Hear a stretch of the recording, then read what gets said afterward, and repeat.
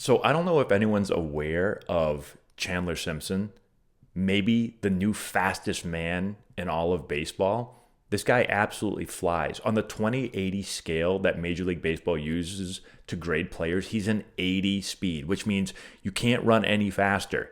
You literally can't get a grade above 80. This guy flies. I was watching the Red Sox Rays game. Watch how fast this guy gets down the line. It's actually kind of crazy. Watch this. All he does is kind of slap the ball to the left side all the time. And he's like, look at how far past the bag the guy is. He did this multiple times in the game. He just kind of slaps the ball to the left side. It's like almost like softball. He slaps the ball and you got to almost play infield in or else you can't catch him. I'm going to show it one more time.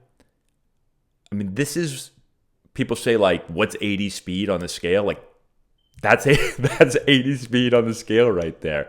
It's ridiculous.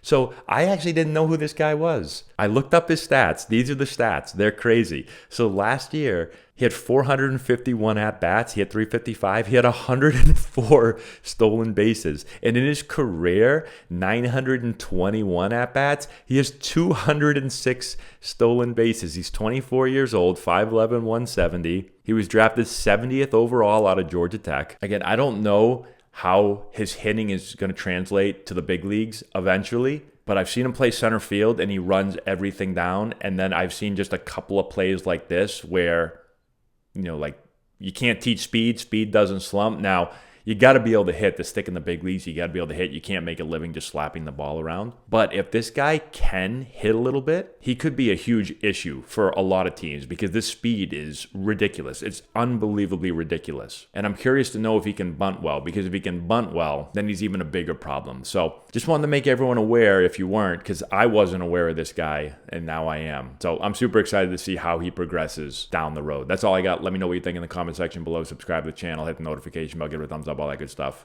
We'll talk to you later.